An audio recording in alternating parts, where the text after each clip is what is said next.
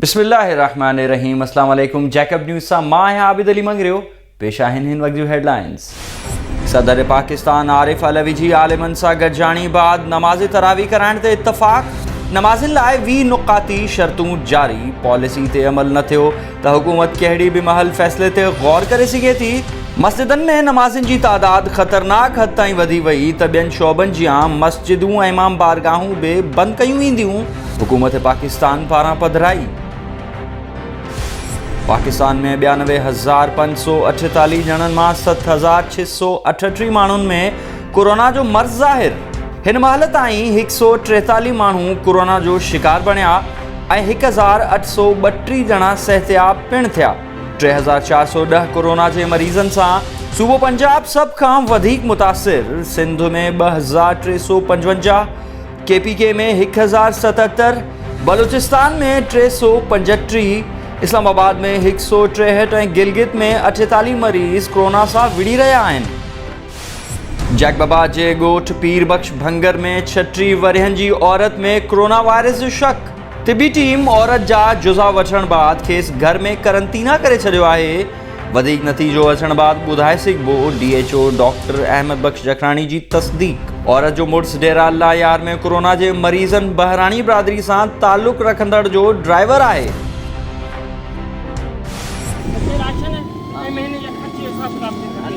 Lockdown के नए दावनी बच्चन सुबह हिते ही पान के बाहर ले इंतजाम में मुसा कैंप किस्म में कोई तावन कोन भी करे जदे में उस इंतजाम में बाय छो तो दे बाय छो तो दे बाय नहीं के तो मजबूर है बच्चन के न तो खा सका वो छा करया।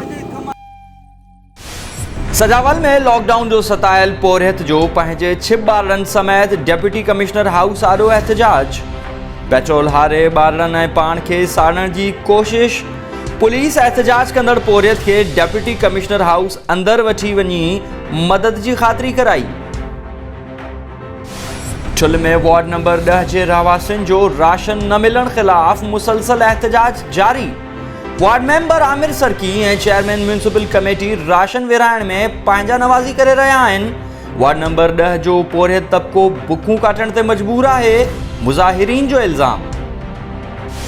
शिकारपुर में जमायत इस्लामी ऐं अल ख़िदमत फाउंडेशन पारां मुख़्तलिफ़ इलाइक़नि में जरासीम मार स्प्रे करायो वियो।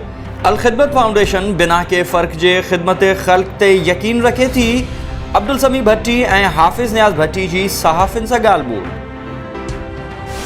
भेरिया रोड में दावत इस्लामी जे अॻवाननि हाफ़िज़ अमजद अली, दानिश मदनी, कारी जावेद, अब्दुल रज़ाक ऐं ॿियनि पारां फैज़ान मदीना मदरसे में थैलेसीमिया जे मरीज़नि लाइ रत ॾियण जी कैंप लॻाई वई।